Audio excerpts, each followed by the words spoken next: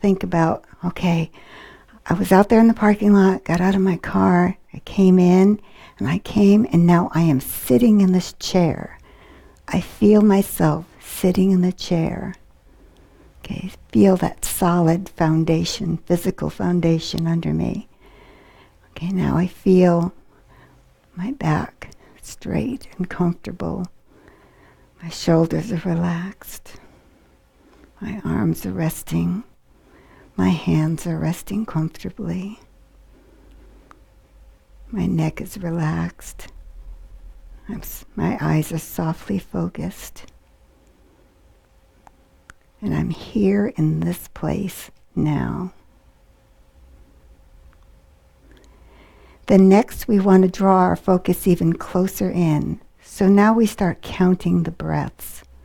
That's the purpose of this kind of meditation. And the reason we use the breath is because it's something that is always with us. If you get in the habit of using a candle or a physical object to focus on, it may be very helpful for you to do that at the start. But it's better to train yourself right away to use something that will help you long term. And the breath is always with you.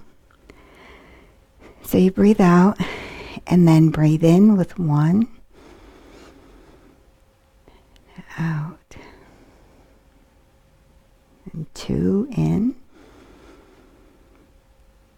And out.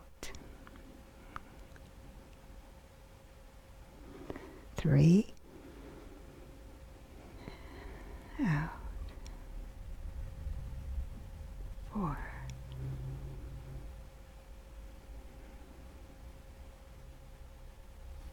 5.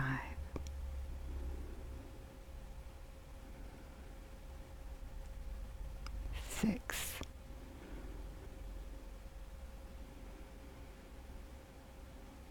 7.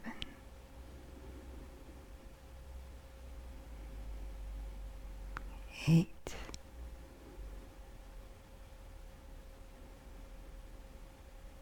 9.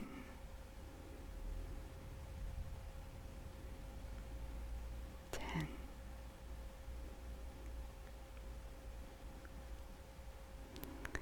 So what is the purpose of counting the breaths?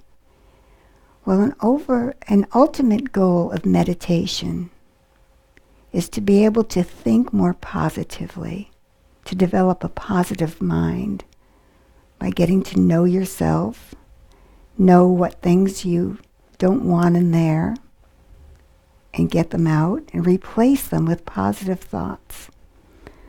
So how does counting help? Well, we're all familiar with that when you get angry, before you say or do anything, count to 10. And why does that work? It's because it brings you to a neutral place. And when you can bring yourself to a neutral place, then it's easier to direct yourself to a positive one. So this counting meditation is a very helpful one for that.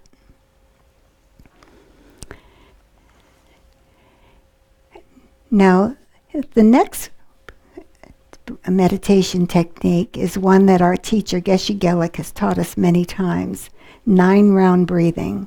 This is one that there's not an instruction sheet online. But if you've been here on Sunday mornings, or if you ever come, you'll probably hear him talk about this sometime. He talks about how we all have like 72,000 energy channels running throughout our body. Now, we all have the experience of sometimes getting stuck on a thought, perseverating on, you're trying to be positive, but all you could think of is that car that cut in front of you, and it's just making you so mad, and you just can't unstick it. Well, it's because thoughts are energy, and we can't stop energy flowing throughout our bodies. We can't stop it, but we can get it stuck. And negative thoughts will block one or more of those channels. That is the belief. Now,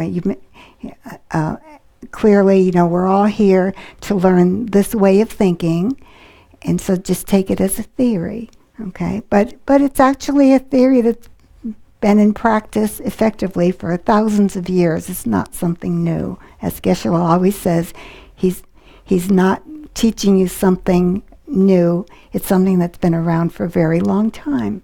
So how do you unblock that channel? How do you push that negative energy out of the way? 9-round breathing is one technique that might help you to do that. And the way you do it is you start with the ring fingers. We're going to be using the ring fingers of both hands, each one at a time. Now, why the ring fingers? Well, Geshe-la says, well, one theory is that it's the cleanest finger. What do we ever do with our ring fingers, right? Okay, so they're always the cleanest finger. Another theory is that it's said that this finger, the energy channel in there, is connected to the heart. So there may be many different reasons, but that's the thing that we'll be using. So we're going to start out, I'll just explain it broadly, then we can do it together. We're going to start with the ring finger in the left hand, and it's going to block the left nostril, and we're going to breathe in through the right one. Then move that finger onto the other side to block it and breathe out through the left one. Okay, so we're going to do that 3 times. Then we're going to take the right hand and block the right nostril and breathe in through the left. Then bring it onto the side and breathe out through the right. We're going to do that 3 times for a total of 6. And then we're going to breathe through both nostrils in and out 3 times. Okay? And it's said that if you can focus and do that, it will help unblock those channels. Sometimes you need to do it more than once. But when I first heard about this, I thought, well, that's kind of crazy. But sometimes it actually does work. And you just give it a try. Okay, so let's do it together. Left hand, ring finger, left nostril. In. Out. In. Out. In. Out. So that's 3. Right hand, right nostril, in. Out. In. Out. In. Out. Then both together. In.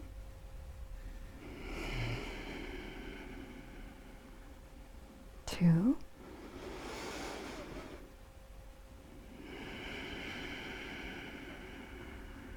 3.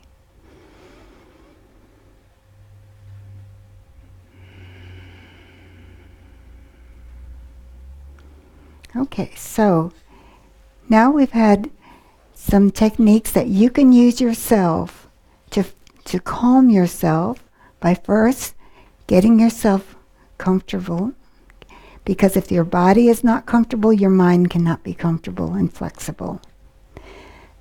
Then you have a way of helping pull yourself to be in the here and now, in the spot that you're in. The next technique is to help you focus yourself even closer inward. And the last technique we've reviewed today is if you're having a thought that just can't get out of your brain, an earworm or something, okay? Are there any questions so far? Yes. We'd ask that you use the microphone just so everybody can hear, please. When trying to make meditating a part of a daily habit, can you talk about that a little bit? Like, is there a certain time when it's best to try to meditate, and just like about trying to make it a practice and a habit? Yes, that's a very good question. So how do you make meditation a daily habit? Geshe-la always recommends doing it first thing in the morning to set a good foundation for your day. Of course, whatever works best for you is the best time to do it in. But Geshe-la always says, start short, okay? 1 minute, 5 minutes, whatever amount of time that you can be sitting there and feel comfortable. When you start getting uncomfortable, like, oh, this is too long, even if it's just 3 minutes, it's time to stop. Better to do it more frequently for shorter periods of time. Or if you can even just do it once a day for a short period of time. If you say you can only do it for 3 minutes, well, keep doing it each day for that 3 minutes. And then after a while, your mind and your body will get more used to it, more comfortable with it, and maybe you'll go 4 minutes, then 5 minutes. He says that you should never stay long enough so that you start dread sitting on the cushion, okay? If it should not be something that you go, oh man, I gotta meditate. It should be something that makes you feel, oh good, I'm gonna take a moment for myself, for my mind. And that's the best way to make it a habit. The best way to make it a habit is to make it something that you enjoy, that feels comfortable, that you'll start recognizing makes you feel like it's a good start to the day, and it helps you to focus throughout the day. Any other questions? Okay, so let's try to move on. All right. So before we go to this slide here, in the last classes, I understand that you've all talked about the life of the Buddha, okay, and some of the history of Buddhism, okay, and the Tibetan view of the mind and the Four Noble Truths, okay. So we're going to review a little bit of that. Is there anybody here who's not familiar with the general story of the Buddha? It's a pretty common knowledge, right? You've all heard of Siddhartha. Welcome. Have a seat. Okay. So we're going to review the Four Noble Truths, which is really important, an important foundation. And the Four Noble Truths was the first teaching that the Buddha taught when he came out of his years of sitting and trying to figure out the way things are. Because Buddhism as a philosophy is a little different from most religions, okay? We're not saying better than or worse than, it's just different from other religions in that it was not divinely revealed, okay? The Buddha did not get this from a higher power. It was not revealed to him. He sat and thought about it. What is the natural law? How do things really work? Just similar to Einstein in physics. You know, he wanted to figure out, well, how does the law of physics work? Why does this always happen? Why does that always happen? Well, that's what the Buddha wanted to figure out.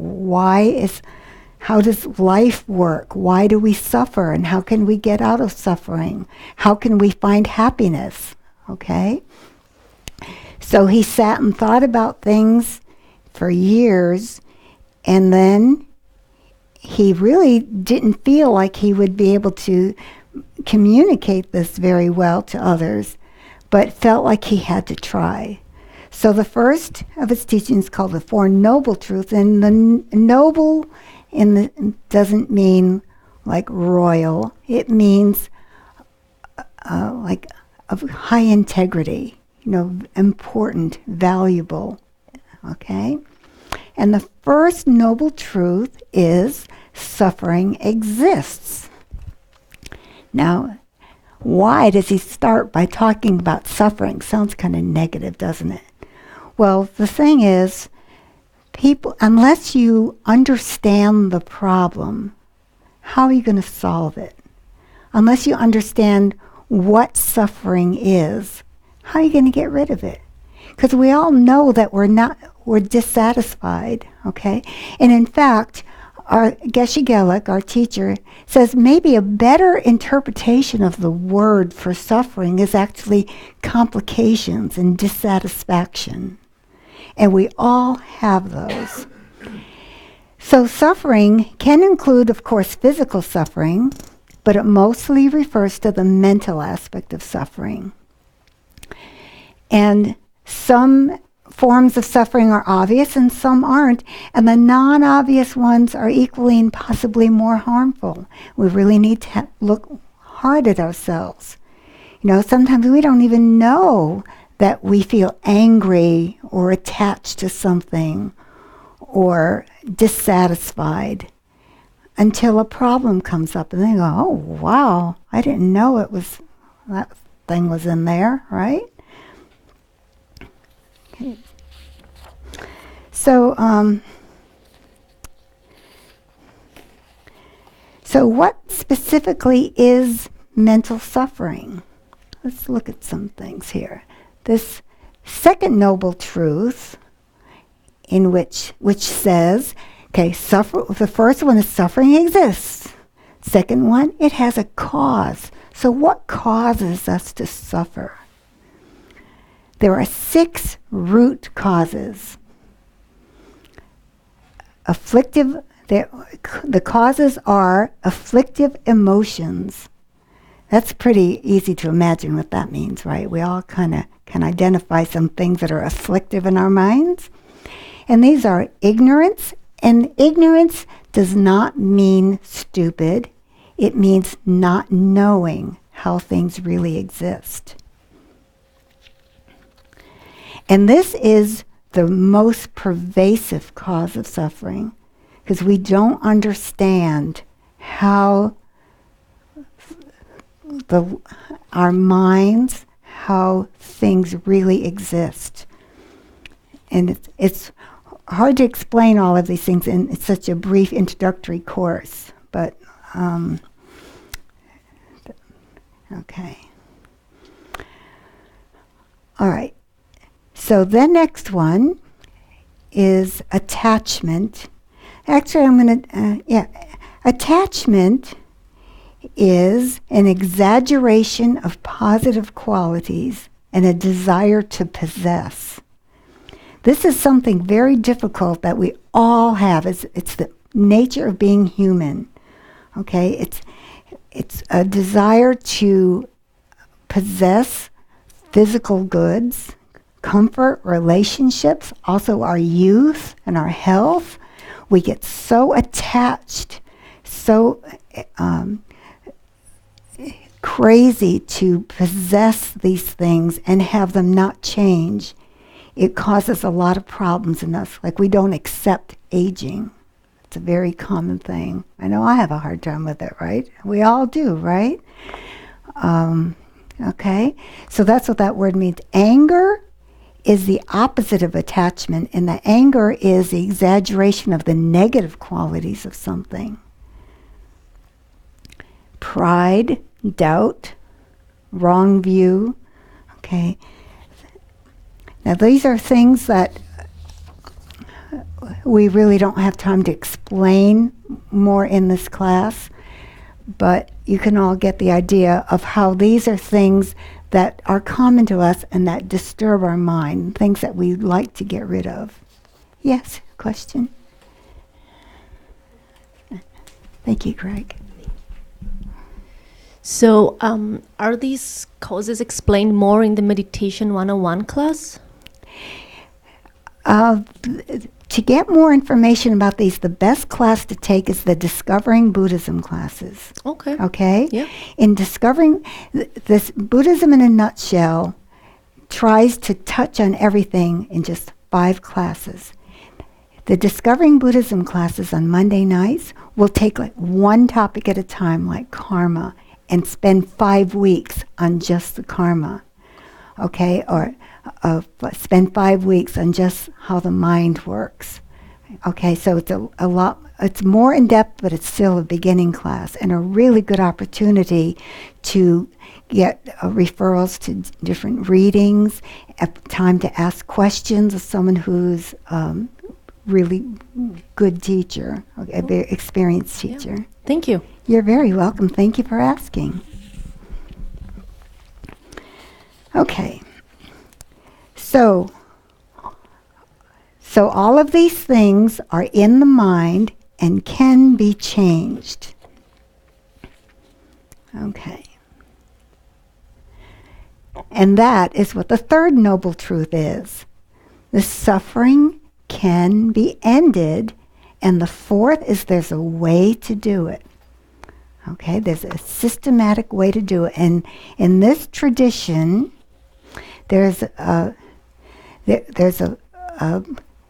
curriculum of sorts called the Lam Rim. It means the path to enlightenment.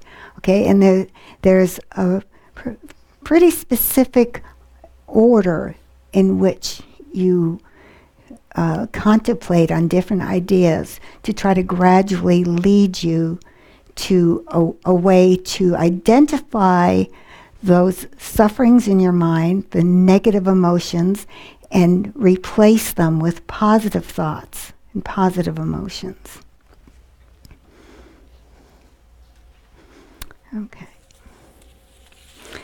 I'm sorry I'm a little disheveled because I kind of didn't have a lot of time to prepare for coming tonight, but okay. All right. Now, I think that you might have talked a little bit about the mind in Buddhism. Now, when you ask a Westerner to point to your mind, where do we point to? Our heads, right? If you ask someone in the Tibetan tradition to point to your mind, they would point here, to their heart. Because the mind in Tibetan Buddhism, and again, a big part of the problem is the translation factor, right? Trying to translate these ideas that have been part of a culture and philosophy for thousands of years, and then we're trying to bring them here to the Western culture in our mindset where we've used these words in such different ways. Okay, so the word mind might not even be the best word. But in Buddhism, the terms mind and consciousness are kind of interchangeable. It's not the brain and it's not physical. The mind is all that part of you that is not physical. It can include thoughts of what we consider our heart, our soul, okay? Although Buddhism would not use those words, that's roughly the aspect of ourselves that are considered mind in Buddhism. So there really is no separation between emotion and mind. Like in the West, we say, oh, my head tells me I shouldn't do that, but my heart is just telling me that I ought to, okay? We separate mind and heart. Whereas in Buddhism, there is no separation. All emotions come from the mind, from how you think about something. Now you think, well, how can that be? Well, we've all had the experience of, say, for example, you see somebody and you just don't like them. Okay, I don't know what about that person. Every time there's just something about them I just don't like. Okay, so when you think about them, you kind of have a negative feeling about them and you don't want to get to know them. But then one day you just happen to be sitting in the room and it's just the two of you. And you start chatting and say, oh, we like the same movies. Oh, you read that book too? And then you find out, wow, they're a really nice person. Okay, so suddenly all your emotions about that person have completely changed. Why? It's because the way you're thinking about them have changed, right? So we, unfortunately, in this culture, separate mind and heart. And we really, in Buddhism, encourage us to understand that what our emotions, our judgments, our feelings toward others, our attitudes, all start with our minds. The way we think about things, they're not separate. That's very, very important. Okay, one way of putting this is our untrained mind views things through our own perception, then creates labels and judgments based on those perceptions. You've probably all heard of this guy named Dan Gilbert, who's done a lot of research on happiness, and I think there's a commercial for retirement investment or something that he does have people post-its of things, of what they plan for the future or something. And his research has actually shown, for example, that we are actually very bad at, we don't know ourselves at all, and we're really bad at predicting how positive or negative any event will affect us. You know, we all think right now, oh my gosh, if we got really sick or lost our job, it would be terrible. We would just be a wreck and the rest of our lives would be ruined. But then you talk to people to whom that has actually happened, and many of them say, you know what, it was really bad, but it turned out to be one of the best things that ever happened to me. And we've probably all had experiences like that. Or the opposite. Think, oh man, if I win the lottery, I'm going to be so happy. I'll have everything I want. And then you talk to people who have won large amounts of money, and you go, oh my God, if I could give it back, I would, because I've just been miserable. People have been bugging me, and I'm just totally lost. Okay, so we're very poor at predicting even ourselves, our own reactions in the future. And why is that? It's because we are thinking about things through the filter of how we are now and our experiences in the past that we can remember. Okay?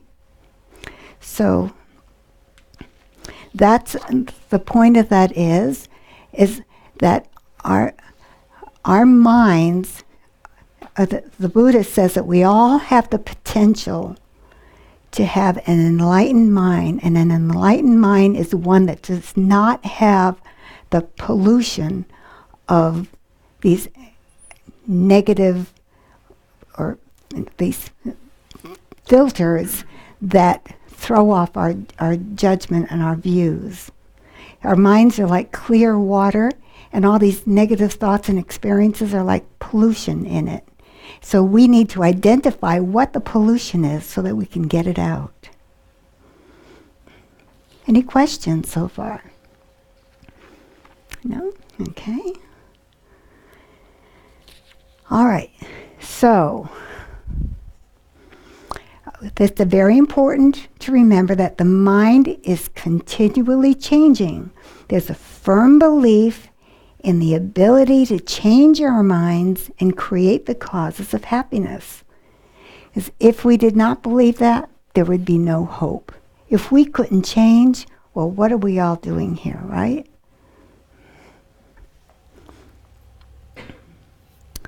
Okay, so how is this all connected? Mind, rebirth, and karma. We've all heard these words before. And again, remember that we think of these words relative to the way we've used them more commonly, okay? And it may be different from what we are talking about here. So keep an ear open for the Buddhist definitions of these things. So first of all, a basic principle in Buddhism is that Everything has a cause. Okay?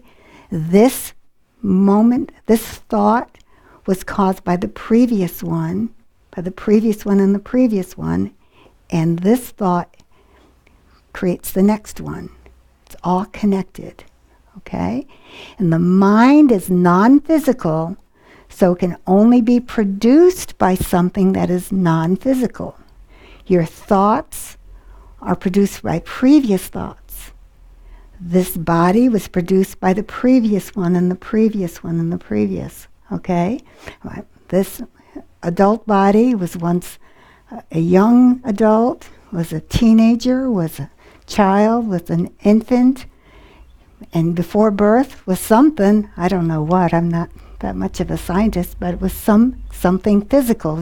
This was created by something physical, and someday it's going to get older, decompose, and become something else physical, right?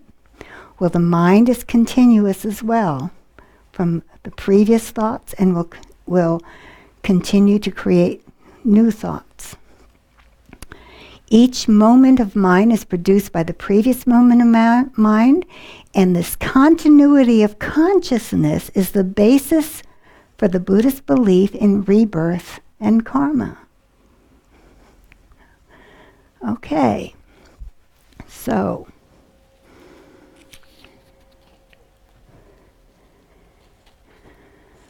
let's see if this, okay. So here are the official definitions of rebirth and samsara. Samsara is probably not a word you've heard a lot of, okay? Samsara is the description of what our life is. It's a life that is filled with complications, difficulties, okay? Even the happiest person on earth has complications and difficulties in their life. So rebirth is the stream of subtle mind energy that is reestablished in a new body, conditioned by the karmas of previous lives. We're going to talk a little bit more about karma after this. Samsara is cyclic existence, the beginningless, recurring cycle of death and rebirth under the control of delusion and karma, fraught with suffering.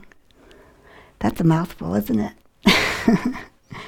Okay, so I want to talk a little bit about this. Okay, for rebirth, there's actually no word in the traditional Buddhist language or Pali language from which this was translated, or even Sanskrit, that exactly means rebirth or reincarnation. That's a word, a common word that's used, okay? A better way is they only have a word of passing from one life to another as a becoming again, or becoming that implies more of a continuous process rather than a start and stop. Okay, when we think of rebirth, we think, okay, born, live, die. Start over again, born, live, die. Start over again, born, live, die. Okay, that's the mental image that we all kind of get. Whereas the original Pali or Sanskrit terms more try to give an idea of a continuous thing. You know, the flower becomes a seed, a fruit, and the fruit produces a seed and becomes an apple, and you know, it's a flow, a continuity rather than a start-stop kind of thing. Okay. And for samsara, the consciousness of your previous life not only affects the next surrounding objective external world, but also generates the subjective image of the world, creates its own reality or attitude. So the effect of previous lives, help to determine what kind of a physical setting that you're going to be in, and it also helps to set what kind of a mindset you'll have. We're all familiar with children in the same family, right? Same physical conditions, same parents, seem to be born, one will be outgoing and happy, and the other one just kind of sad and negative, or just has a talent for dancing, and the other one is whiz at math, can do equations at age 5, or like where do those tendencies come from? Well, we would say that it's a skill or a factor, something that was practiced in a previous life. The tendency to lie, the tendency to be generous. This is probably something that was practiced in a previous life. So that creates our tendencies in this life. So, samsara is, in a way, an uncontrolled rebirth. Okay, because we don't understand or we don't know these predispositions, how can we change them? If you don't know what the problem is, how can you change it? If you don't know what your strengths are, how can you build on them? I once saw a description of a workshop that was being given about mindfulness. And even though this describes something in our current lives, it can also be taken to describe this uncontrolled rebirth that I'm trying to talk about. Here's what it says. Our lives are embedded webs of social relationships and communication.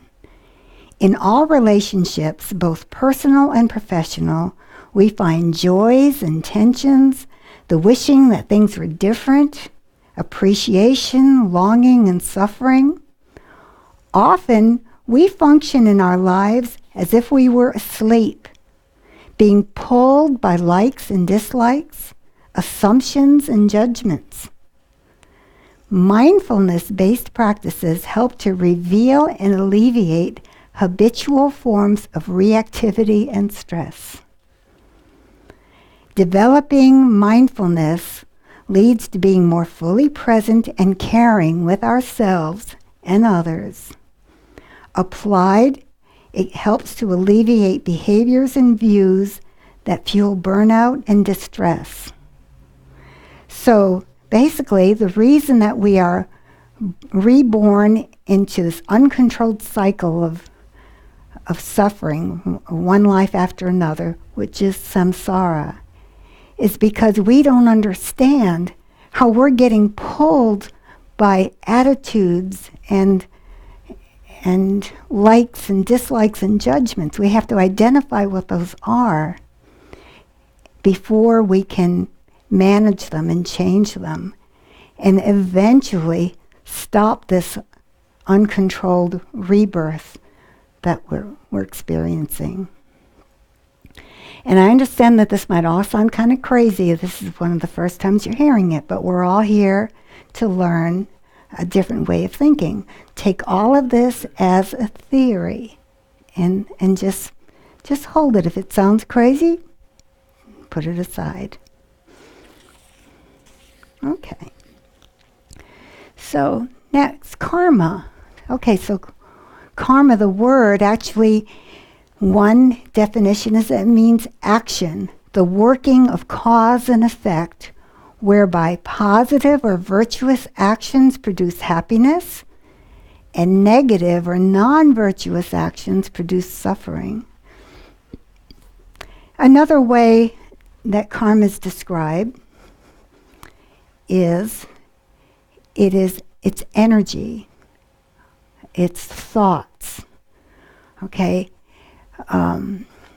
just think if you're having a negative emotion like anger, does that feel good? Does it lead you to feeling happy? Does it lead you to do positive things?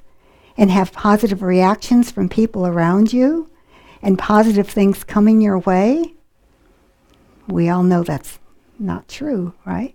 But if you have a positive thought, you have a more positive energy, and somehow you feel a little happier, a little more relaxed. People around you feel happier. We all know that we can sense the energy of one another, don't we? We can sense it in ourselves, and we can sense it in others. It's a very real thing. So that's basically what karma is. So if we're nurturing negative thoughts or not controlling them, allowing them to run rampant, then things are really not going to change in a better way, are they? We're going to continue to get more and more unhappy, more negative, and things will go more badly sooner or later, right? So karma is not something static. In the West, the common thoughts about karma, we hear songs about instant karma. I did this bad thing, so it's going to come back and bite me in the butt. Well, in a way that's true, okay, but that's just very loosely true. Why is that going to happen, okay? So Lama Zopa Rinpoche is one of our great teachers. He's actually the head of the FPMT organization under which we belong to. And I'm going to read a little thing about what he says, what is karma, okay, because he knows a lot more than I do. Okay, Lama Zopa Rinpoche says, karma is the action of the mind, the intention that moves us toward an object, and which in turn creates verbal or physical actions. There are 3 types of karma: virtuous, non-virtuous, and changeable. Virtuous karma always brings happiness, whereas non-virtuous karma, any action done with greed or hatred or ignorance, brings suffering. We can quite easily see this if we remain conscious of all our actions and check why we do the things we do. Then, through meditation and investigation, we can develop our wisdom and learn to control and destroy the negative impulses that arise and control us.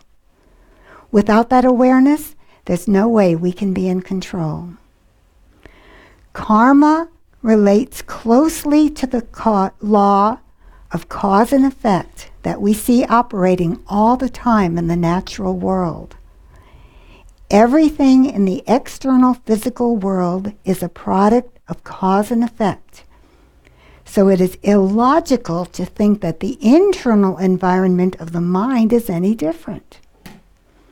Just as a plant comes from the seed, so every experience of happiness and suffering comes from the imprints left on the mind from some previous action.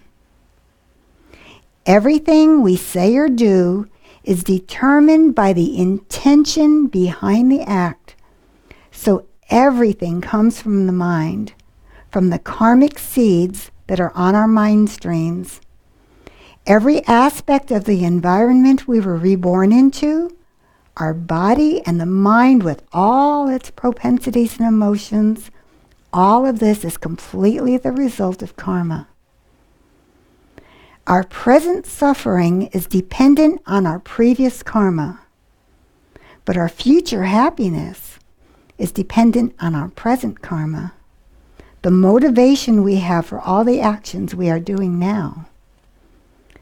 Positive actions only come from positive motivations.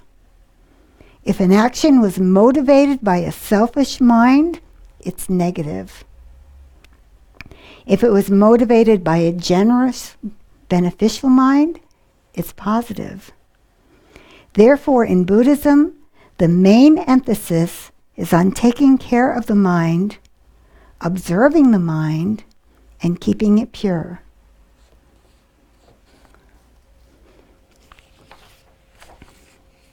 Okay. Any questions about this? Yes, Craig. And you have the microphone, so that's handy. To go back to samsara and rebirth, Yes. was the Buddha the first person who proposed those two ideas? Okay. What I like to do is compare the Buddha to one of our famous scientists like Einstein. Okay? Now, Buddha, for those of you who were not here in the first class, the word Buddha was not his name. Okay? The Buddha's name was Siddhartha Gautama. Okay? So maybe no one, even in his lifetime, called him the Buddha. Buddha means someone with an enlightened mind, someone who understands things the way they really are, who understands the natural order of things or what causes happiness and suffering. Okay, it's a title, a term. So the Buddha, okay, who is the historic Buddha, okay, who's depicted here, he was not the only Buddha of his time. He was not the only enlightened person. He was not the first one. There were enlightened people before him. There are other Buddhas after him. There's Buddhas that exist now. There are our minds that are enlightened, always. We can't always, we're not enlightened ourselves, so we can't identify them. They might be the janitor in the school. Could be anybody, okay?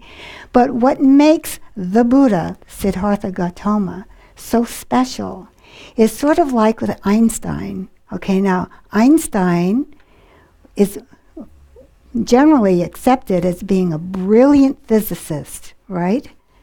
Was he the first one? No. Was he the only brilliant physicist at his time? No. Are there other brilliant physicists since him? Of course. But why is he so special? It's because he had the capacity to understand the natural laws of physics, just as Siddhartha had the capacity to understand the natural laws of suffering and happiness, and had the ability to communicate that at a time when people had the ability to be receptive to it. Okay, so it's a combination of causes and conditions. Okay? Does that help? A little bit. I might have been too indirect in my question. I guess I'm trying to understand when the Buddha says, everybody's.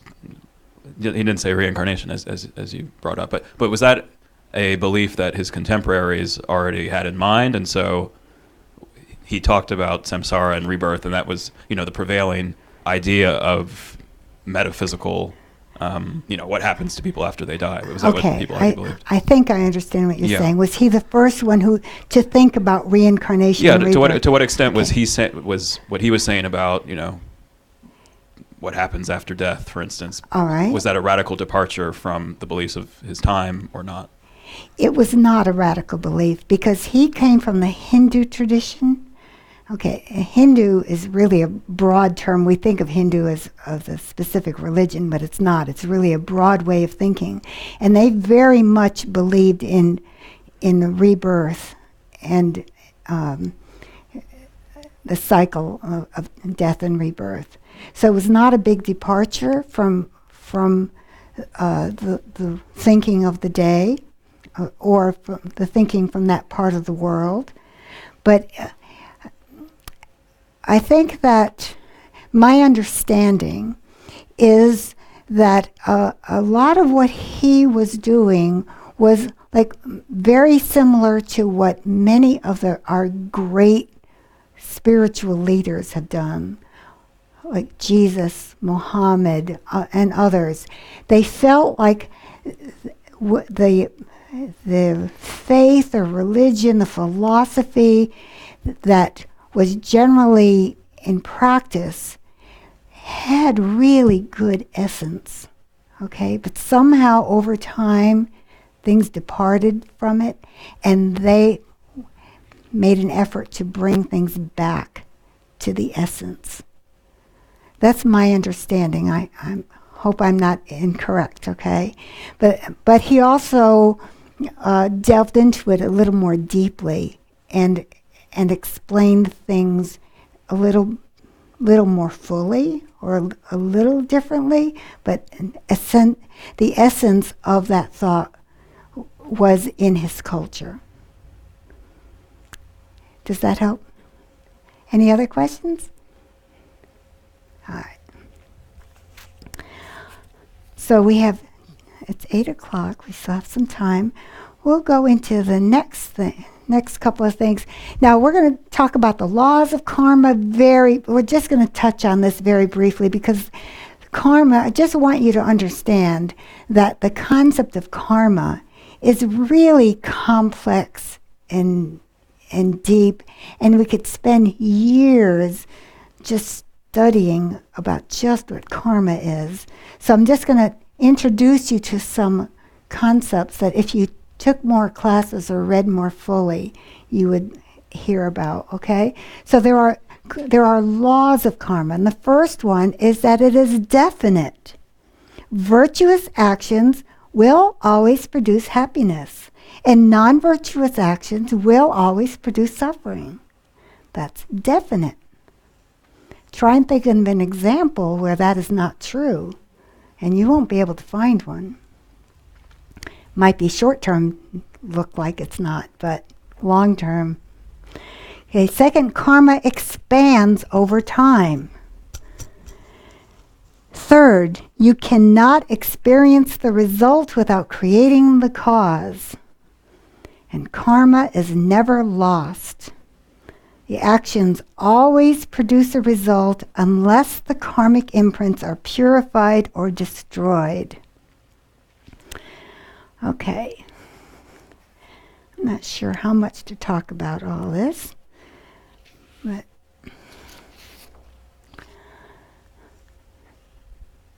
okay, let's just talk a little bit about like the second one, karma expands over time. Can anybody think of an example of that? How about if you just, yes. Yeah. Twitter. Oh, wow, what a great, say that again? Twitter, like the election makes me think about when you tweet, when a politician has a great reach and he tweets out something negative, it tends to cascade into more negative thought and more negative energy. Very good, because one person having that negative, or even if it was a positive thing, right? They would put out one line that was really positive, and somebody else picks up on it, and then somebody else, and then 5 hear that one, and then 5 hear that one. That's pretty much how almost any negative or positive thought can be, right?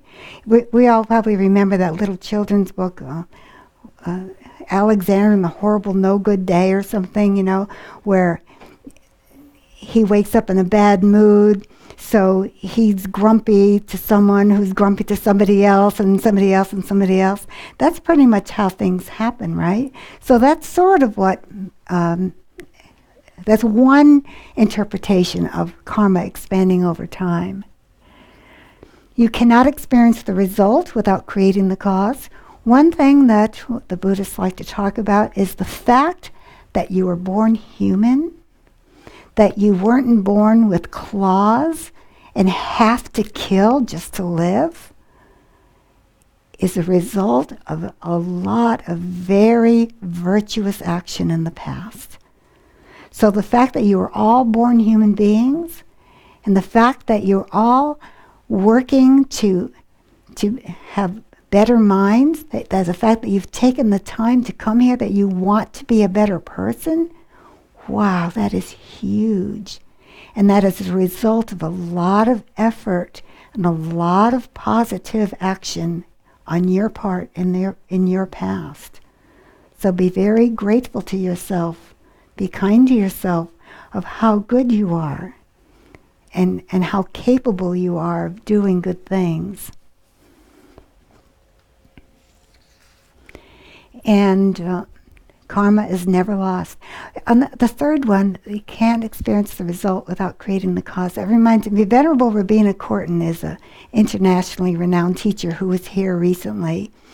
And she said she was talking about this, about karma, and there was a woman in the audience who was in a wheelchair, and she was listening to this, what you are now is a result of your thoughts and actions in life before this one. And this woman raised her hand and was crying, and she says, "Do you mean I'm responsible for this, for the way I am?" And Venerable Rabina said she had to stop and think carefully about how she answered that. And she said, "Yes, it's because of yourself that you are a human being with a good mind, with friends, with a roof over your head, with healthy food to eat, with a place like this that you can come to and learn to improve your mind." We tend to always focus on the one bad thing about us and say, "Oh, I must have been terrible before because I've got this bad thing." But we forget about all the many, many, many, many, many, many positive things. We're not born in a war-torn country. We're not having to dodge bullets every day. We have a car that was able to bring us here. We have so many good things in our lives. And yes, we are responsible for all of those good things. And we have to remember that and build on that. And try to determine, well, what are the sufferings in our mind? What are the problems? But we can eliminate those things and have an even better self in our future. Okay. All right. So then there's the 4 aspects of karma, and this can get kind of complicated. I'm just going to mention it briefly. The first aspect of karma is the ripening result, and that is the type of rebirth that we take. Okay? So we've all taken, obviously, rebirth as human beings. And that, like I said, that's said to be the result of much positive action in the past.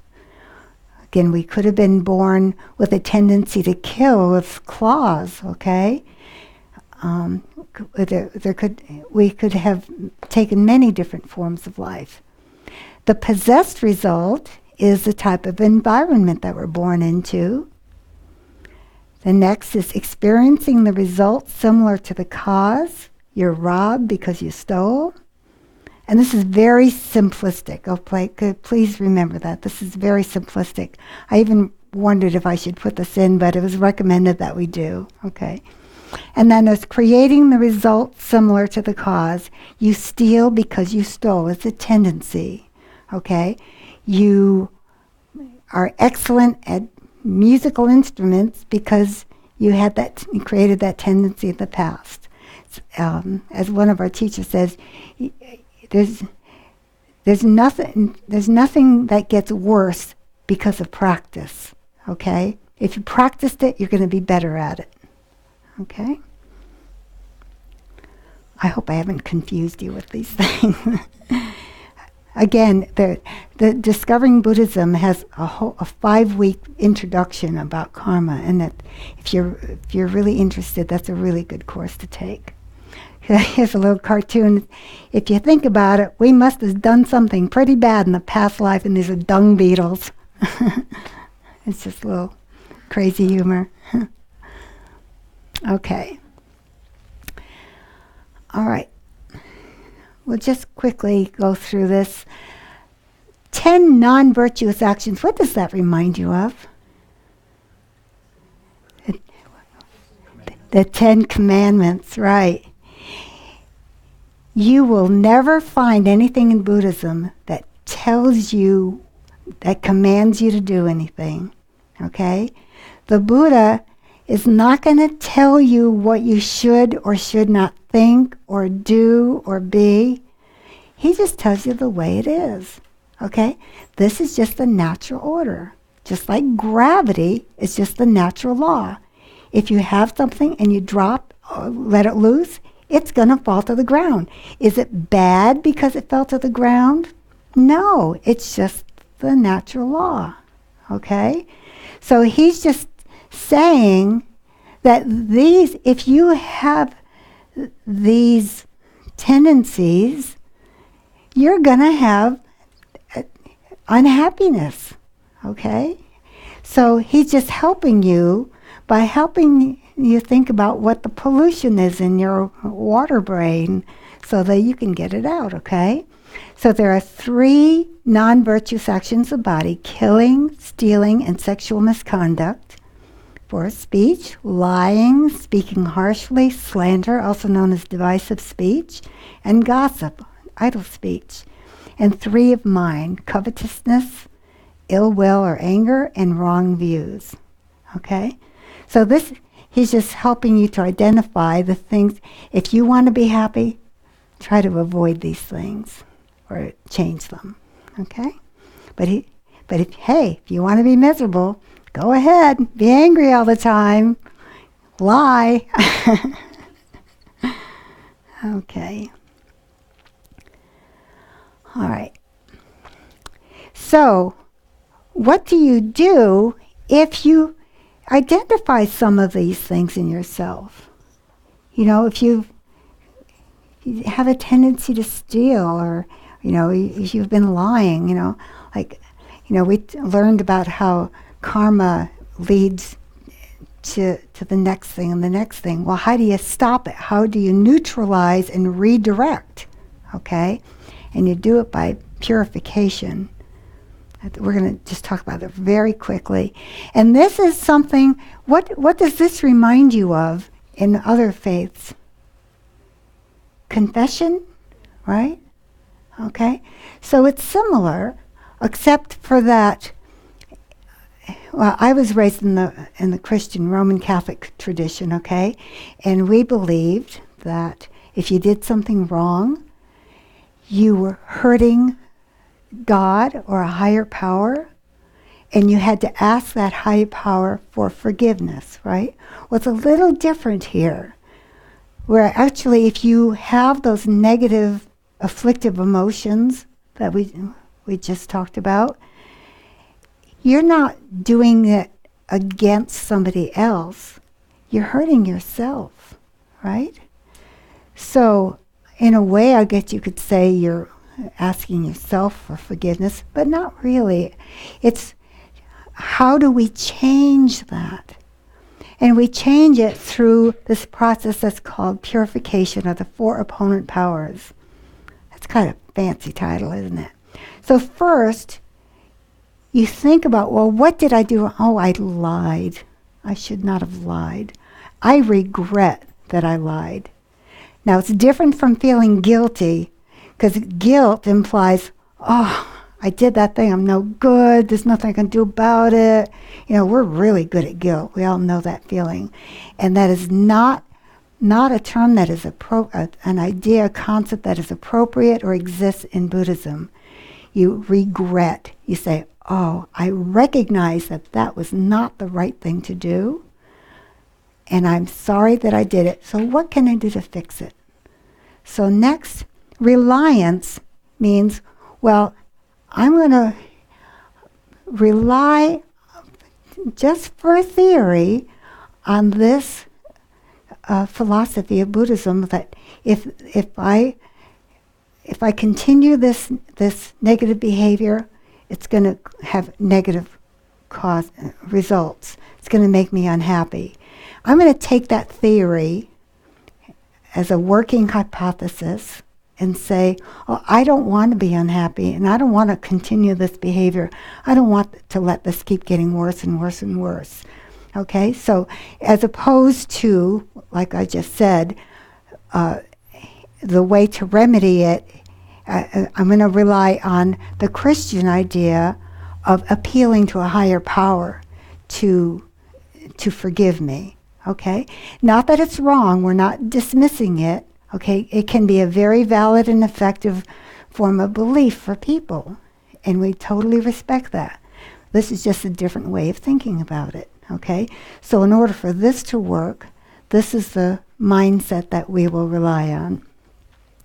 So next we try to think, well, if I recognize something negative, and I believe that if I don't correct this negativity, it will lead to more suffering, well, then I'm going to try and find a remedy. If I lied, I'm going to try and go to that person and speak the truth, if it's at all possible, to the best of your ability. And then I will resolve not to do it again. Okay? So that's how you can divert the negative karma into more positive one. Any questions? Okay. All right. So, see, this is from my last year's class. Sorry about that. Okay. So, I don't know if Kandala will be feeling better again to come back next week. I hope she is. She's really pretty sick, so I'm really wondering whether she will be back or not.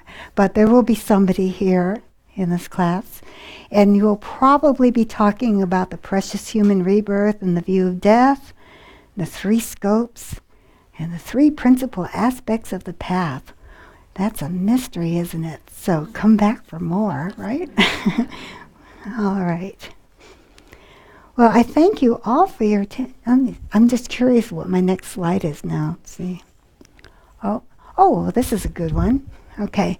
Handouts and links. Okay. For the 7-point meditation posture, and the counting breath meditation. There are copies of that online. You could just go to the spiritual program, Buddhism in a Nutshell, and get that information.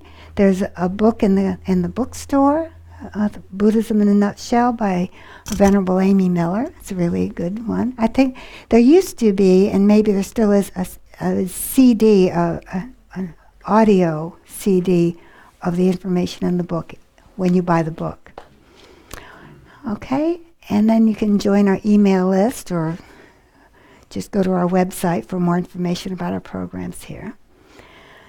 Okay, so are there any questions before we close for the night? No? So let's just end tonight by setting our dedication. Here we dedicate our efforts to an opportunity to think about ourselves, to study our minds, to make positive changes in our lives so that we can be more peaceful, kind people and create a more peaceful, kind life for ourselves and those around us. Let's also dedicate some effort, some energy and prayers to Venerable Kondo that she gets better very quickly. And I thank you all for being here tonight. Thank you for taking the time out of your very busy day. If you have any questions, I'm here for a while and I'm happy to talk to you. Good night. Be safe going home.